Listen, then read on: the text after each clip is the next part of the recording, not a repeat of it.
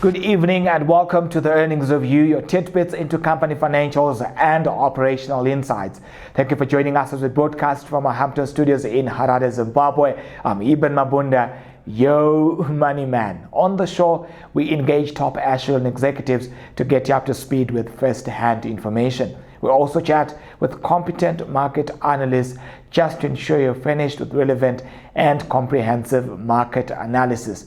Tonight, we focus on Cassava Smartech, a listed technology company on the Zimbabwe Stock Exchange. Now, we'll get into some detail with regards to the operations of the firm, just to get you up to speed with some of the key developments taking place with regards to Cassava Smartech. Now, Cassava is a diversified Smartech group with operations in Zimbabwe and growing interests in the region. Cassava has evolved from a fintech into a fully fledged smart technology business operating in Zimbabwe and beyond.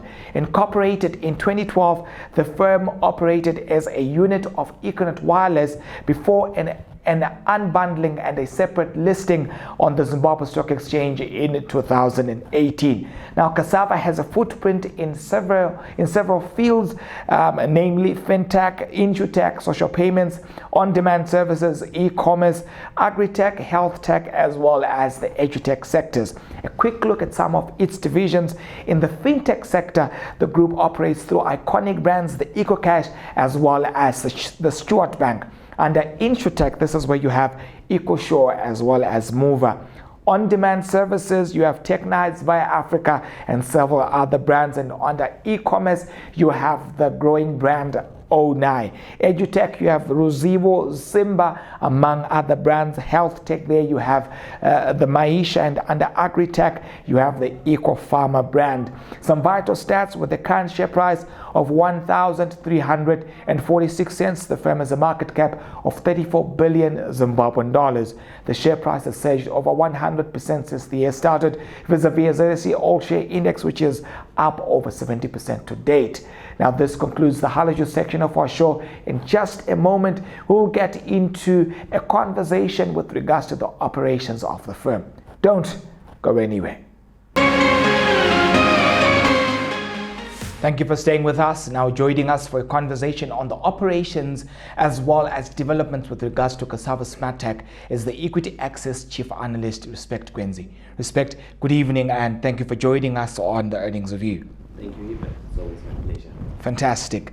Let's cut to the chase. Of course, this conversation is coming at a time when we are expecting the results publication of Cassava Smartech perhaps in the next 4 to 8 weeks for how they fared, especially in the last half of 2020, encroaching into several weeks with regards to the year 2021. And perhaps as a base for a conversation, we'll just have a look at how they operated in some parts of 2020. But perhaps before we can proceed into some of the teensy-weensys thereof, can you give us insight into the backdrop on which we are having the conversation with regards to the macroeconomic environment in Zimbabwe and perhaps some of the sectoral issues playing out with regards to the business segments that pertain to Cassava Smartech? Okay, thank you, Eben. So the context under which these results were reported, obviously, this is a 2020 financial year from an economy perspective. And obviously, inflation was very high, peaking at 830% in 2020. But this also is a culmination of an exchange rate which depreciated aggressively. I think the depreciation rate for the full year came in at over 70% as well. So this is also something that plays out because Zimbabwe entered into it changed from the multi-currency to a mono-currency. And so there was a liberalization of the currency from 2019 into 2020, and this culminated in high inflation as prices were adjusted. So obviously this eat into disposable incomes, and the economy tightened. We saw GDP falling by about 10% in 2020, coming from another 10% as well in 2019. So consumers' purses were quite tightened, but also as we entered 2020, we were hit by COVID-19, and this constrained business in a big way because production had to be cut back. consumption also had to be cut back. So globally, the global economy experienced a decline of more than 5% in 2020, and Zimbabwe likewise had a negative GDP growth of 10%, as I have highlighted earlier. So you can clearly see that the operating environment was quite challenging, and also with the coming of COVID-19, obviously this is something that worsened the situation, which had already been not okay for Zimbabwe.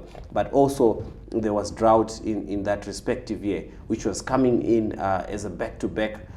So obviously all these challenges militated against businesses' fortunes in Zimbabwe. But if we are to zero in on the sector in which Cassava plays, yes, the biggest revenue contributor there are fintechs, which is mainly mobile money, as well as the Stewart Bank. So when you look at the fintech space, there's a high exposure to what happens within the telecoms industry, and so regulation in that sector dragged the level at which the company could adjust its prices as inflation also increased. So that really led to these slowdown. Very quickly, bless you. If we are to get into their figures just for a little bit, this is a group that saw a revenue decline of 34% to $5.4 billion over the 6-month period to the 31st of August 2020. What do we read from these particular figures? I think this is just a clear demonstration that the year was quite tight. We're seeing revenues fall, even inflation-adjusted terms. But when you look at other companies, they are reporting inflation-adjusted numbers that are up. So this shows you that price adjustments, which cushioned other companies, were not the preferred model, or were not there to be utilized, or they could not increase their prices, the price of their commodities or their services at the rate at which inflation was increasing. But this again shows you that regulatory challenges had a huge impact in terms of weighing down the financial performance for the year. Talking about the regulatory framework, this is the firm that houses mobile money facility, the EcoCash, wherein over the particular period there was a 10% decline in as far as its revenue contribution to the group. And what can we interpret from that? And also given the fact that there have been excessive play by the government within the financial services system in the country, where does that put the group going forward? Yes, so quite some phenomenal changes happened in 2020. We saw the Reserve Bank coming in around mid of the year, and they had to effect some serious changes which curtailed the volume of transactions. Why? Because daily and weekly limits were put in place in terms of how you could use mobile money. I think the daily limits were put at about 5,000 local money, that is ZWL. So that really shows you the extent at which the service was impacted in terms of generating revenue. But likewise, we are also talking of regulatory caps which were in place in terms of the charges that these MNOs could put on their services, both in telecoms and also in terms of mobile money. So I think there was a militation of factors that came to play, both in terms of the mobile money, and when you also further look even on the banking side, interest rates were adjusted, yes, but they were adjusted at a much slower pace as well, and yet we find ourselves in a very highly inflationary environment.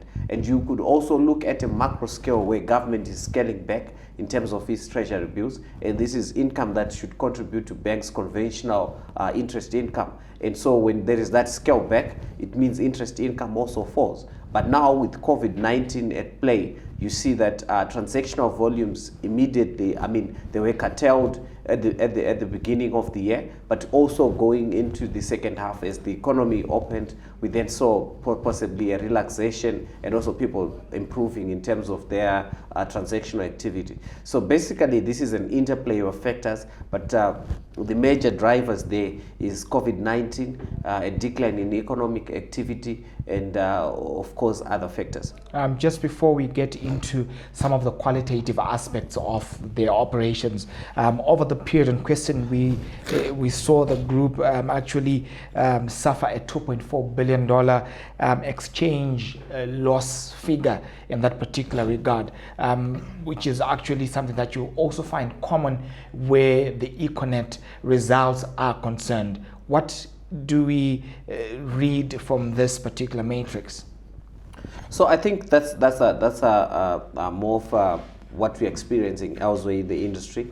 But this is a culmination of the depreciation of the local currency. So if you're holding on to foreign liabilities, particularly if you are holding on to finances that you borrowed from outside, and when the local currency depreciates, the way you account for it is to obviously put a fair value loss on those amounts. So these are exchange losses. But if you're holding on to foreign currency as your assets in your books, then if the ZIM dollar falls, you find yourself with an FX gain. So you find other companies with FX gains, then you find others with FX losses. So for the Econet group, as well as now Cassava, you find them with a negative FX gain. Why? Because in 2017, the group undertook to restructure its debt, and what they did was to there was a debenture issue that came to play, and the company raised significant money, which was utilized in terms of the group covering some of its foreign obligations. So these debentures were issued to Econet Wireless Global, and they are more of a debt figure in the books of Cassava as well as those of Econet Wireless Zimbabwe. So this is a total of about 30 point something million, but the total on Cassava's books is about 40 million in terms of these foreign obligations. But that about 30 million thereabout is due to Econet, so to Econet Wireless Global. So this is an obligation which is recorded in US dollars. So what happens when the US dollar appreciates or when the local currency depreciates is that they suffer an exchange loss. So when you then get to the income statement, that's recorded as a loss, which drags the overall profitability position. So really, the challenge with such a macroeconomic environment as we face is that companies that are holding on to foreign debt, they face significant losses arising out of the depreciation of the local currency. I realize. Now, let's sort of move away from the figures a little bit and talk about some of the developments that have actually taken place with regards to the group. According to their most recent releases into the media, the group went on to complete the migration of the EcoCash platform onto a new system altogether, as well as also reports of the completion of the revamp of the bank's core system. How important are these particular developments where Cassava Smartech is concerned? Yeah, I think these are quite phenomenal because they all speak to the speed at which the group and its units can do transactions. For example, you find that transactions per second improved to over 400 from about 300 thereabout after the upgrades of the mobile money platform. But that movement really, I think what inspired it was mainly the issue to substitute a foreign supplier into, I mean, the service or the core banking system or the platform that was used by the mobile money service had been developed by some Indians for some Indian company, and therefore it has now been so that was more of an outsourcing, and now it's being done by handled by an internal team and local players who are helping Cassava. So if you also look at the core banking system of Stewart Bank, you know, it's run by an Indian firm as well, but the fact that they are running at the highest end in terms of the version that they're currently using, that shows you the bank's need to continue to have a competitive advantage in the transactional business space. If you would recall, they are the biggest bank by size of by number of customers. So that really tells you that they have been growing their book significantly over the years. Now, to also just get back to the operations of Stuart Bank and how they have been quite a significant player on the digital front. Can you tell us a little bit about that? I know that they've got several products and several innovations that have been taking place within that particular bank. Can you shed more light where that is concerned? Yeah, I think if I'm to be more factual about this review, I think Stuart Bank enjoyed an early move advantage into the fintech space. They decided earlier on in about 2012 thereabout when Econet through Strive Masiwa bought the bank from TN. They decided to create a digital bank, so they invested in the infrastructure ahead of all the other players. So around the time other players got to realize that this is where banking is going, Econet was already, Cassava Smartech through its subsidiary Stuart Bank was already up there. And so they had that advantage, the first move advantage, but they also leveraged on the MNO, which is EcoCash, to spare up their business growth. So you find some of the services, they have a relationship, and obviously that helped the campaign or the drive to go deeper into the, if you look at the setup in terms of our population, we've got a higher rural population, and also we had a lower financial inclusion rate. Around 2015, the figures were way below 40%. So what that shows you is that they've been instrumental in trying to tap into this unbanked market, and through these, low-cost banking solutions, the MNO provision through EcoCash. So they managed to harness, or they managed to pick up a significant share of the market through these low-cost accounts. And also their MNO base. So this has been the major achievement of Stuart Bank, and they've also been able to maintain, the highest version of their core banking system. What that allows is the speed of your transaction and the volumes, the volumes of transactions that can be held by the system is quite significant, and it normally goes ahead of other players. So this, I think, has been the bank's competitive advantage over the years. Quite interesting. I know that we touched a little bit about EcoCash. Now, within, of course, the media, as well as from a regulatory perspective, we saw government coming in, as I mentioned earlier. And my question then at this point is, there were allegations of the creation of phantom money and cases of some of these transactions getting out of hand. Can you give us detail where that particular development is concerned, and perhaps what remedy, and perhaps give us insight as to possibilities that would exist in dealing with such operational challenges going forward? Yeah, I think the decision that was taken by the authorities on the outset, they were really meant to cap the level at which people were transacting, and they were transacting for purposes of simply exchanging money and hedging against a depreciating local currency.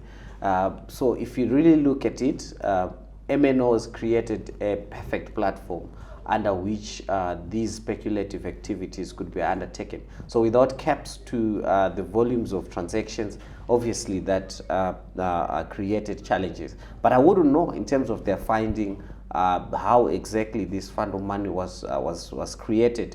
But it is clear that MNOs have been a ripe ground for some such speculative activities. You could transfer money right away on your EcoCash, and the next person receives it, and you do a trade. So it was really a perfect place for transacting unscrupulously.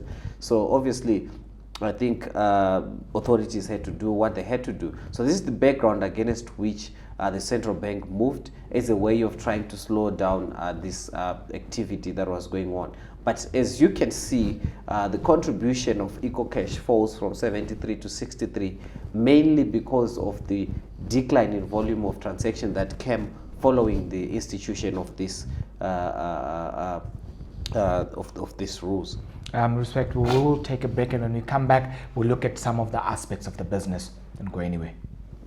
Equity Live presents the complete online interactive presentation solution. Hosting AGMs, media and analyst briefings has never been this simple, efficient and affordable. Communicate globally through a combination of high-definition video and your prepared multimedia presentation from any location of your choice. Interact with your invited participants from all over the world in question and answer sessions and voting sessions in real time on our safe, secure and affordable platform. Contact Equity Live for a free customized demonstration. Equity Live, real-time presentation solutions. Thank you for staying with us. We're still in conversation over the operations of Cassava Smartech. And of course, with me on set is the Equity Access Chief Analyst, Respect Gwenzi. Now, Respect, now I want us to move on to the other aspects of the business. Of course, we discussed the chief units, EcoCash, as well as the bank, Stewart Bank. Now, this is also a firm that is playing in other spaces, in the agri-tech, as well as edu-tech, health tech, and several other spaces in which this group is actually playing. How important are these pillars to the progression of the group going forward? Yeah, obviously, this is a company that is positioned for growth. Why? Because when you look globally, there's digitization of nearly every other industry. So this means that the group can obviously leverage technology, its existing technology, to get into different sectors. In the agri-tech space, they have got innovations there that they put in place. And when you also look in InsurTech, they're quite a leader. If you see how EcoShow is growing in terms of number of subscribers, and also even the premiums that are coming through, it's proving to be a force. It's already in the top 5. So I'm sure that they are quite positioned and they're disrupting so many industries. So in future, these are the businesses that you see slowly taking positions in terms of contributions to revenue. Then we have Sasai, which is also some form of a WeChat version of Cassava, and then of course they have been making inroads across the continent. What are the growth prospects for Sasai? Do you think we could potentially have our own version that is widespread across the continent and beyond from Zimbabwe?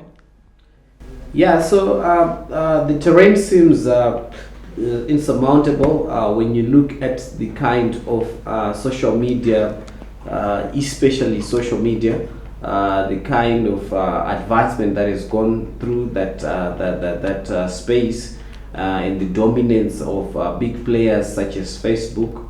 I think you would want to believe that there is less chances for society to win. But again, this is a combination of different things. You have social media, you also have your financial, your fintech in there, and you also have got your entertainment as well. That's in there. You've got your video on demand and so forth, things that you can actually purchase and enjoy within the app. Whereas you can also be communicating in a social media way, and you can also make international payments. So I think going forward, it's really customers finding these synergies beneficial to them. That's the only way the company can make the product sell. So on top of the existing infrastructure, Cassava has to look for ways of increasing synergies within the businesses that are contained on the platform. That's what will create an edge against competition, and possibly drive some to start to take it as a serious product. But as it stands, I think there is not as much in terms of growth from Sasai when you compare to the pace at which some of these services grew within their first 1 to 2 years of establishing. I think that Cassava lagged significantly. They haven't even started posting the numbers, but when they came through, I am very certain that these numbers will reflect a slower growth and a slower uptake. But I think that there is a degree of possibility that it could succeed in the coming years. You mentioned competition earlier. You'd find there are other players as well on the continent. MTN, they are also launching, in fact, they've launched their own version of Sasai or WeChat in that particular regard, in a bid to leverage on the subscriber base that they have from a telecommunications perspective, which is pretty much a model that Sasai is aiming to also explore in its initial as well as formative stages. Can you tell us a little bit about the competition that is stemming from that particular territory from the African perspective? Yes, so you mentioned a very significant thing. If you look at MTN, the number of countries that they're operating in Africa is quite significant. You also have Airtel within that very same space as well. Yes, so you've got a service that's present in over 13 countries, if not more, in Africa. And that really speaks to, a subscriber base of over 230 to 50 million thereabout. So what that does is to give them scale. It gives them a clear base on which they could easily launch and compete or outcompete players in that space. So I think this is a real challenge to Sasai, which is present in fewer countries. And when you look at the scale of these countries, because if you take out Nigeria and South Africa, obviously those are some of the biggest economies, and then you possibly put in there Ethiopia. But now Ethiopia has been operating with only one player over the years, and now you've got your Pesa teaming up with other players trying to put up a mobile money service as well as a telecoms service in that country. But I think if you don't play in telecoms within these three key economies in Africa, it's very difficult for you to come up with a clear value proposition. If you look at WeChat, there's a product that was developed in China, and when you look at the population of China, one of the biggest in the world, and that tells you that you need a clear launchpad which is anchored on a high number of people to be able to spare such products. When you also look at the United States and how most of these services have grown, it's also because of scale. It's because of the number of the population sizes that which the business uses to launch its product. Let's talk also about the e-commerce aspect of the business, where this is where you have, of course, the ONI, where traders can get to run their particular operations online. You also mentioned competition earlier.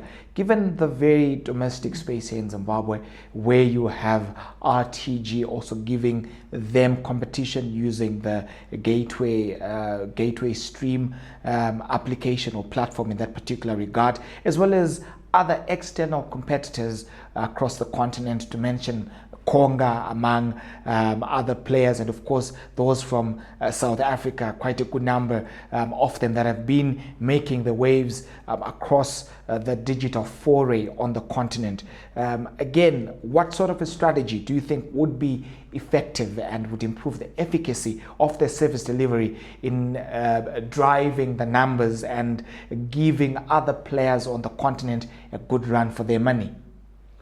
Yeah, I think if I'm to evaluate ONI and its usefulness in terms of driving the online retail space, I don't think they've done much. The visibility is not there. From a consumer perspective, I don't seem to see them. But this also speaks to the market in which we play. The Zim terrain, when you look at numbers such as penetration, internet penetration, smartphone penetration, they're still quite low. I think they're below possibly the regional average. So what that really means is that in as much as you would want to increase uptake of these services, online services, you would find that takers are quite low. And when you then look at the key aspect of affordability, that is in terms of consumer spend, over the past 2 years, consumer spend has been constrained. So even in-store purchases are quite we're depreciating Also, when you then look at the online, which was still in its infancy, before it even got traction, obviously this economic downturn hit, and it couldn't grow. So for Onai, I don't think they have put up much game. In comparison, when you look at some of the big companies which are playing in the tech space, you would talk of Naspers in South Africa. They have quite a huge presence in the online space, and when on the delivery side, which also takes into online purchases, there's Takealot, which is their platform, their online platform equivalent of Onai. This is quite a huge platform, and daily it spins over goods running into millions. And so I think it takes a combination of things, growth in terms of uptake of the online services, digital platforms, and so forth, which is augured on mobile penetration, which is augured on penetration of smartphones, and also internet penetration. So these things are still quite low, and with regulatory pressure as well, you find that this space will not easily grow. I think it's the same thing looking at your Uber. I mean, across Africa, a number of countries have already rolled Uber, whereas in Zimbabwe you don't find it. The regulatory space is quite murky. The infrastructure as well is not up there. When you look at the basic things, just like your road infrastructure, it's just to think in the same vein to say, if you're looking at the telecoms infrastructure, the cost that Cassava is paying today, the cost that Econet is paying today in terms of those FX losses that you mentioned, this is the cost which they incurred to invest in terms of these boosters that we see and all the necessary infrastructure which makes those services viable. But an abrupt change in the currency regime obviously saw them failing to pay these and suffering these FX losses. Furthermore, the challenges in terms of foreign currency availability in the country also impacted their ability to pay back the parent the money which was due to them. So I think when you collectively look at the structural challenges in the economy, they can tell you clearly that companies or products that are digitally powered, they will take time, and some may even fail to take off. But it's good to position yourself, because over time you would realize that this is where business is going, and you need to be ahead of the market. Structural economic challenges playing out in Zimbabwe. Is Cassava Smartech creating the value for the group in its entirety? Do you think that given the macroeconomic challenges that Zimbabwe is facing, we could possibly see a reconsolidation of the group, as we have seen with ZPI, Zimre, First Mutual, as well as on the other hand, African Sun, as well as Dawn Properties? I do not think so. I do not see the two coming back together again. The focus of Econet right now is obviously in telecoms and of course the digital space as well. But I think it's important that the two remain separate. Why? Because the strategic direction which Cassava has taken in terms of becoming a digitally powered entity, I think it's quite different. So the strategic direction which the two have taken is different, but it equally unlocks full value, respective value of the two companies. Going forward, what would be your outlook with regards to Cassava? I think it's a company that I would bet on. Even looking at the stock market, I think it's a company which many investors are failing to understand. I think the value of Cassava is higher than the value of Econet in future terms. When you look at all these disruptive services that are coming on board, I really think that they are quite positioned for growth. I would therefore take it as one of the companies that could be the biggest in possibly 5 to 10 years in Zimbabwe. So obviously the outlook to me is quite bright. They have to increase the pace at which they innovate, but they also have to be quite rational in terms of their expectations when they release in terms of the products that the company is developing. I realize. Well, thank you, Respect, for the time. Thank you for staying with us. Don't forget to like, subscribe, follow us on Twitter, Facebook, and to visit our informative website, www.equityaccess.net. Remember to catch us every Tuesday, every Thursday, 7 p.m. Central African Time on this very same platform. Even Mabunda from Harare, this is Equity Access.